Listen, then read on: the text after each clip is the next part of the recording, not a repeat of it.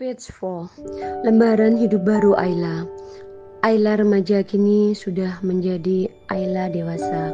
Setelah menghabiskan bertahun-tahun untuk bekerja sesuai keinginannya, kini Ayla menikah dengan seorang pemuda mapan bernama Bumi. Banyak hal baru yang Ayla rasakan setelah menikah. Hal yang belum pernah ia bayangkan sebelumnya perlahan datang dalam kehidupannya. Keputusan singkatnya setelah 6 bulan kenal Bumi dan memutuskan untuk menikah, Ayla rasa bukan hal yang salah. Bumi itu 6 tahun di atasnya dan Ayla rasa Bumi sudah cukup dewasa untuknya. Kecuali saat Bumi dalam mode jahil, pemilik hotel itu sangat menggoda Ayla, apalagi saat Rona merah muncul sebagai bukti keberhasilannya menggoda sang istri.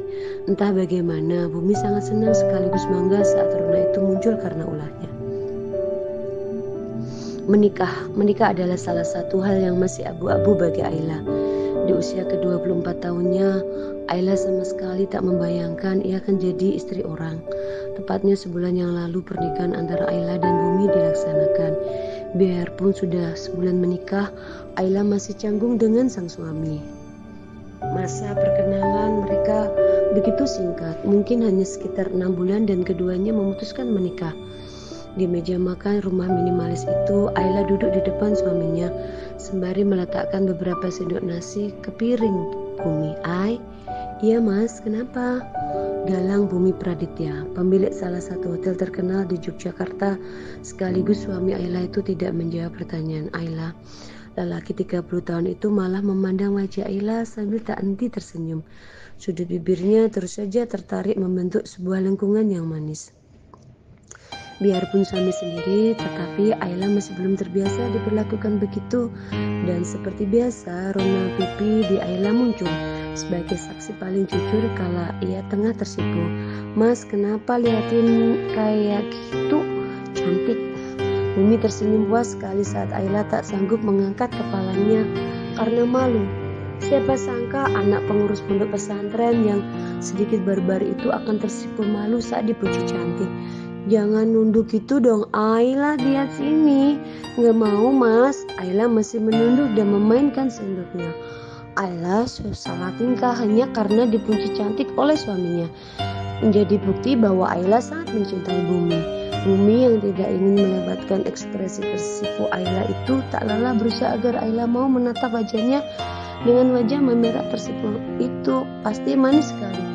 Lihat sini dulu. Nanti mas, kenapa nanti? Tunggu malunya hilang dulu. Astaga, istri 24 tahun Bumi memang sangat mengemaskan. Kalau saja Ayla tak keberatan, Bumi tak segan untuk memandangi Ayla seharian penuh, menikmati indahnya pipi merah Ayla saat tersipu. Ayla menepuk-nepuk wajahnya pelan, berharap panas yang menjalari wajahnya segera hilang. Kemudian ia menghadap ke arah suaminya dan mendapati pemuda tampan itu masih memandanginya dengan senyum paling manis yang Ayla pernah lihat. Mas Bumi, udah dong, aku mau makan. Loh iya silakan makan, kan aku gak ngelarang Ay. Tapi mas ngeliatin aku terus. Bukannya mengalihkan pandangannya, Bumi malah memajukan tubuhnya, menopang wajah tampan di atas rata-rata itu dengan kedua tangannya. Mas, aku mau cepet makan terus berangkat ke toko. Iya, aku juga mau cepet makan terus berangkat ke hotel. Makanya mas berhenti liatin akunya. Ayo sekarang makan. Ayo sekarang kita makan. Bagi Ayla, sarapan pagi tak pernah seribet ini sebelum menikah. Apalagi saat Bumi dengan mode jahil begini. Kadang Ayla bersyukur, namun pagi ini keduanya harus segera makan dan bergegas ke tempat kerja, dan Ayla tidak akan bisa makan kalau Bumi masih menatapnya dengan tatapan lembut itu. Ay, tahu nggak, daripada makan nasi sekarang, aku lebih pengen makan kamu. Apalagi ini bukan hanya wajahnya yang panas kanan kiri, tangannya ikut panas ingin membungkam mulut manis Bumi. Memang benar sifat manusia itu semakin dilarang akan semakin dilakukan. Semakin Ayla melarang Bumi, semakin gencar pula Bumi menggodanya. Mas Bumi, wajah Ayla sudah memelas. Ia hanya ingin makan dengan tenang dan pergi ke toko bunga tempat kerjanya. Ayolah, lagi pula sang pemilik hotel itu juga harus berangkat kerja, bukan? Mas, sudah, kapan lagi aku bisa lihat wajah kamu, Ay? Hari ini aku kerja sampai malam, anggap aja ini aku lagi nyetok. sepi mas, kecuali kalau nanti siang kamu mengangkat video call aku. Malu tahu mas, masa lagi kerja video callan. Ya lagian masa tempat kerja kamu gak ada istirahatnya. Ya kan gak setiap waktu rame terus mas tokonya, jadi pas sepi juga istirahat. Ya kalau gitu nanti pas lagi sepi kita video call ya. Tapi oke, pas sepi kita video call. Setelah mengambil keputusan sepihak, Bumi langsung fokus pada makanannya, tidak lagi jahil memandangnya Ayla. Sedangkan Ayla hanya menghela nafas pasrah. Jika ada maunya saja, Bumi mau menuruti ucapannya. Dan begitulah sarapan pagi di kediaman biru dan Ayla berlangsung. Setiap hari-hari seperti hari-hari sebelumnya, Ayla menghabiskan pagi dan siangnya di toko bunga Koko Floris milik salah satu kenalannya. Bertempat di Malioboro membuat Koko Floris cukup ramai pengunjung. Pagi, selamat datang, sapanya ramah pada seorang remaja laki-laki dengan seragam sekolah. Remaja itu terlihat pikuk saat kakinya memasuki toko. Pagi, mau cari bunga apa dek? Remaja itu menoleh ke kanan kiri. Celingukan rautnya menampakkan kebingungan sekaligus rasa malu. Ayla gemes melihatnya, maka ia mendekati remaja itu. Mbak, tangan remaja itu tidak mau diam. Ia terus meremas-remas tangannya atau menggaruk kepala bagian belakang. Mau cari bunga buat cewek ya? Enggak, iya. Astaga, ternyata ia ingin cari bunga untuk seorang gadis. Pantas saja ekspresinya salah tingkat tak karuan. Sebenarnya dia bukan satu-satunya remaja yang membeli bunga untuk seorang gadis, tapi dia satu-satunya remaja yang membeli bunga dengan salah tingkah untuk seorang gadis. Pacar kamu? Tebak Ayla sekenanya. Ia hanya ingin remaja ini tidak kikuk dan leluasa milikmu. Bukan mbak. Lalu remaja berseragam putih abu-abu itu diam sejenak, seolah sedang menyusun kalimat. Ini mbak, tolong carikan bunga yang cocok buat minta maaf. Untuk minta maaf ya. Ayla mengelilingi bunga-bunga yang ada di setiap sudut toko. Tangannya mengusap setangkai mawar warna putih. Bunga mawar putih, kamu tahu nggak kalau mawar itu melambangkan sebuah perasaan yang tulus. Kalau untuk minta maaf, mawar warna putih itu bisa jadi andalan. Ayla menyerahkan setangkai bunga warna putih pada si remaja. Anak SMA itu menerima dengan raut penuh keraguan. Mawar terlalu romantis mbak. Mawar nggak melulu soal romans kok. Ini mawar kuning terkenal sebagai lambang persahabatan. Tetap aja mbak, buat saya terlalu romantis. Oke. Ayla mengambil kembali setangkai mawar putih itu dan kembali menimang mana yang bunga yang cocok untuk meminta maaf, namun tidak terlalu romantis bagi anak SMA ini. Ada lagi yang lain, mbak? Tulip sebentar. Ayla berjalan pada tumpukan bunga yang lain, mengambil 3 tangkai tulip putih dan menyerahkannya pada si anak SMA. Tulip putih sama melambangkan permintaan maaf yang tulus, tapi nggak terlalu romantis. Gimana? Si anak SMA menerima, membolak-balikkan 3 tangkai bunga tulip itu sebelum akhirnya mengangguk setuju. Oke, mau dikemas bagaimana? Yang simpel saja mbak. Tangan Ayla dengan lihat menata 3 langkah tulip itu, memberinya pita warna senada pada ujung ikatannya. Tak lupa ia tempelkan secari kertas pada pita itu. Mau ditulis apa dek? Nanti saja saya tulis sendiri. Saya sendiri yang tulis. Dengan senyum merekah, remaja SMA itu menerima seikat bunga tulip putih. Kemudian ia menyelesaikan transaksi dan hendak keluar dari Koko Floris. Dia ingat ya, kalau minta maaf yang tulus dengan beli bunga itu udah jadi 1 poin lebih buat nunjukin ketulusan kamu. Semangat ya, semoga dimaafin. Ayla melambaikan tangannya pada si remaja dan disambut dengan senyum penuh kelegaan dari si anak SMA walaupun masih tetap kikuk. Anak muda manis banget. Menjadi saksi keromantisan kisah orang lain membuatnya teringat pada suami 30 tahunnya. Dulu Bumi juga pernah memberinya seikat bunga mawar warna merah. Saat Ayla tanya kenapa warna merah, Bumi hanya memasang wajah bingung dan bilang tidak tahu. Bukankah sudah sewajarnya jika Bumi memberi mawar merah pada seorang gadis yang ia dekati? Jadi Bumi hanya memberinya karena sudah sewajarnya begitu, tanpa mencari tahu maknanya.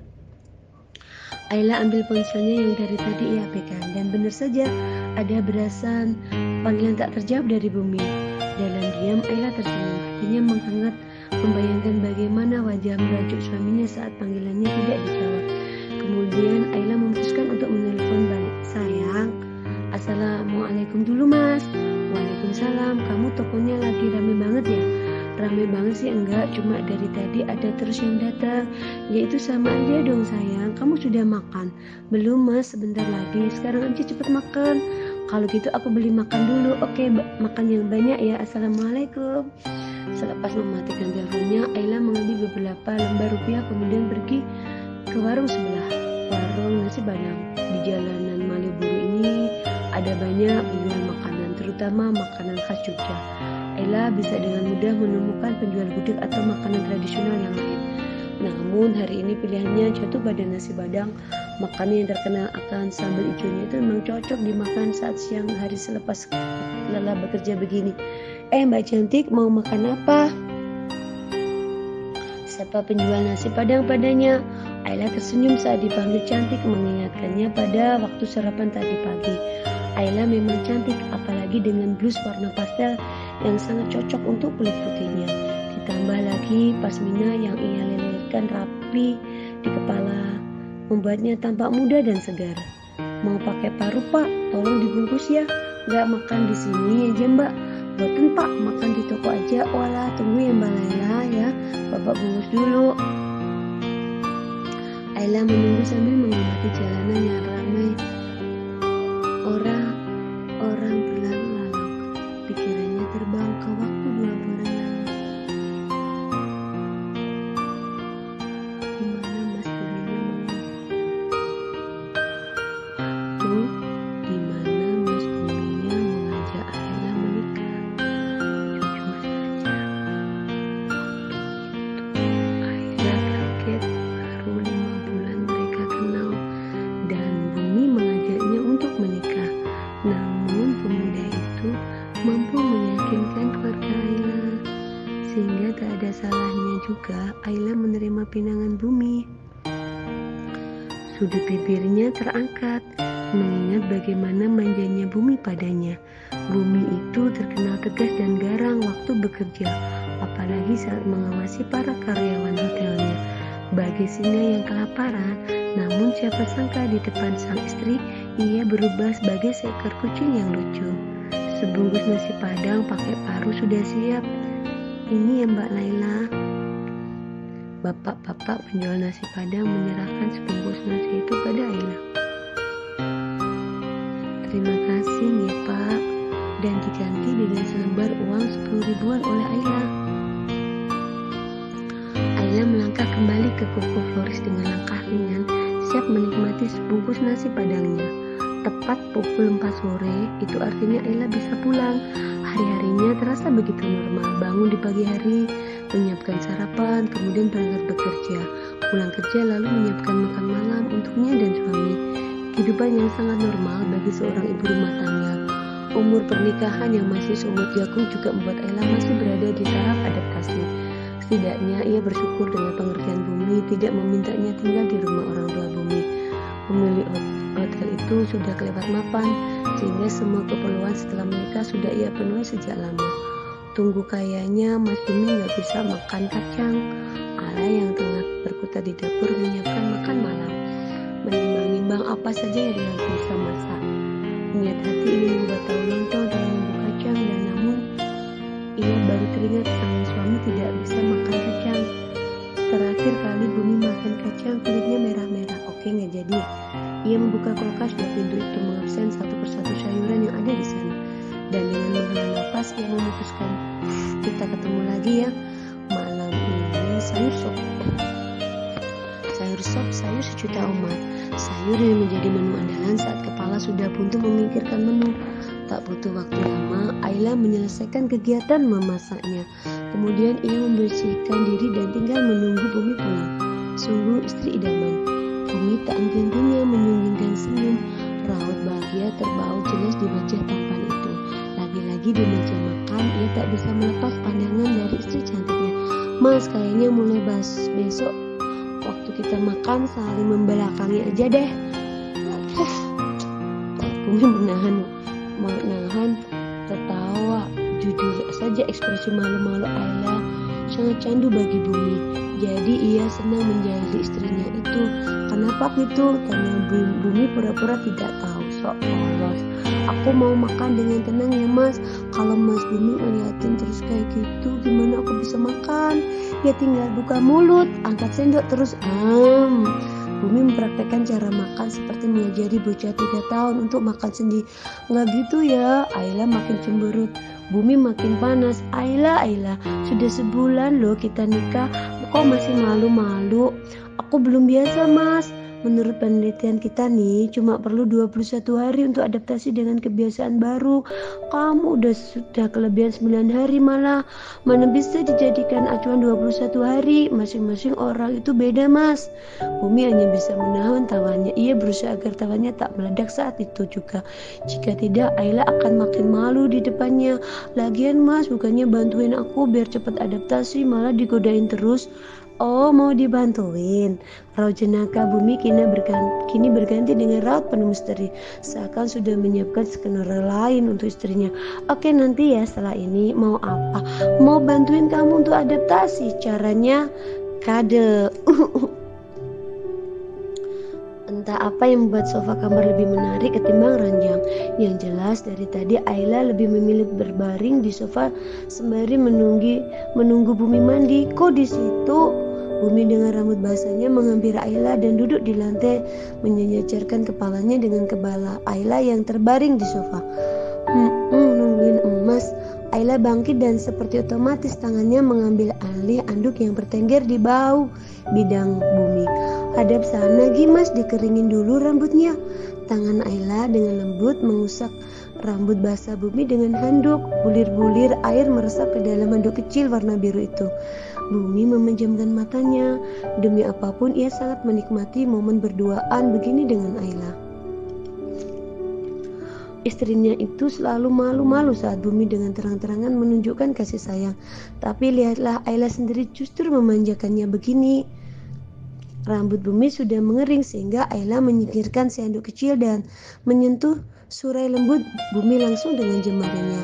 Bumi makin menikmati perlakuan Ayla karena bukan hanya kepalanya yang menghangat, hatinya juga ikut menghangat.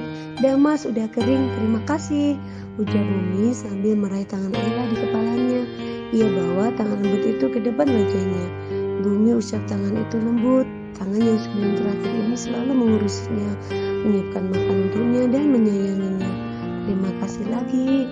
Mungkin bagi Bumi tak ada kata yang lebih pantas selain terima kasih untuk Ayla. Ia bawa tangan itu tepat ke depan bibirnya.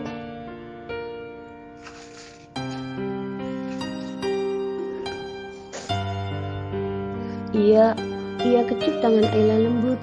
Mas, lagi-lagi pipi Ayla memanas. Perasaan hangat juga menjalari seluruh hati Ayla. Ia bersyukur walau mengenal 6 bulan, setidaknya sampai saat ini ia rasa Bumi orang yang tepat. Tanpa melepas kecupannya, Bumi berpaling menghadap ke Ayla. Ia memandangi wajah ayu istrinya itu. Bumi singkirkan rambut halus Ayla yang menutupi mata, sedangkan tangan yang lain masih setia menggenggam tangan lembut Ayla. Cantik. Rona merah makin kentara di kedua pipi Ayla. Bumi makin gemas. Secepat kilat bibir Bumi beralih dari punggung tangan ke pipi kanan Ayla. Mengucupnya singkat, namun begitu membekas, manis. Ganti pipi kirilah yang jadi sasaran Bumi. Ucup. Kembali lagi ke pipi kanan. Baik. Ayla takut, bukan takut karena Bumi terus-terusan mengucup dan memujinya, namun ia takut jika Bumi akan berubah jika ia tidak memberi respon yang memuaskan. Terkadang Ayla benci dengan dirinya yang tidak bisa menunjukkan ekspresinya. Maka saat kalimat pujian itu keluar dari mulut Bumi, Ayla berusaha memberinya sebuah respon yang sebanding dengan perlakuan Bumi. Pintar. Ayla memberanikan diri menoleh ke arah Bumi sehingga bibir mereka bertemu. Sepersekian detik keduanya terdiam, sedikit terkejut dengan apa yang terjadi, sebelum akhirnya Bumi yang menuntun Ayla untuk kembali berbaring di sofa. Disusul Bumi yang juga ikut berbaring di atas sofa yang sama. Dan jangan lupakan bibir yang masih bertaut itu. Ayla hanya bisa memejam saat Bumi mulai memeluk tubuhnya, mencari posisi senyaman mungkin untuk mereka berdua di atas sofa. Bumi tak membuat pergerakan apapun pada bibirnya, sehingga kedua bibir itu hanya menempel dan merasakan kehangatan satu sama lain. Ayla mulai bergerak tak nyaman dan Bumi sadar akan hal itu, sehingga Bumi menyudahi pertemuan kedua bibir itu. Wow, Bumi menjauhkan wajahnya dari Ayla, memperhatikan wajah istrinya yang sudah tak karuan memerah. Kaget loh aku, Ay. Mata Ayla terbuka memandang ke arah Bumi tak percaya. Kaget keterusan, kata Ayla skeptis. Biarin, kapan lagi coba. Bumi menarik tubuh Ayla untuk lebih mendekat lagi, memeluk wanita itu erat-erat. Kemudian menyembunyikan wajahnya pada ceruk leher Ayla, menyesap aroma melati dari tubuh Ayla. Iya, di toko bunga melati banyak sisa sayang kalau dibuat. Jadi dibuat parfum wangi, aku suka. Ayla tersenyum mendengarnya. Sayang, ya mas, malam ini kita tidur di sini, mau? Di sofa? Tangan kanan Bumi naik ke puncak kepala Ayla, mengelus perlahan minta persetujuan. Kalau nggak mau, tanya Ayla sambil menggoda suaminya. Nggak boleh, kalau aku maksa. Cup. Satu kali lagi kecupan ringan mendarat di pipi kanan Ayla. Malam sayang, selamat tidur. Siapa sangka bos besar yang galak saat bekerja bisa berubah sangat manja macam anak kucing minta diadopsi begini. Ale pun tak sepenuhnya keberatan. Urusan nyeri akibat salah posisi tidur bisa dipikirkan esok hari. Yang jelas saat ini mereka sama-sama menikmati saling berbagi kehangatan satu sama lain. Tidur dengan saling berpelukan di atas sofa kecil yang bahkan sebenarnya tidak muat untuk dituturi dua orang dewasa. Biarkan saja, mereka hanya sepasang pengantin baru yang tengah berbahagia.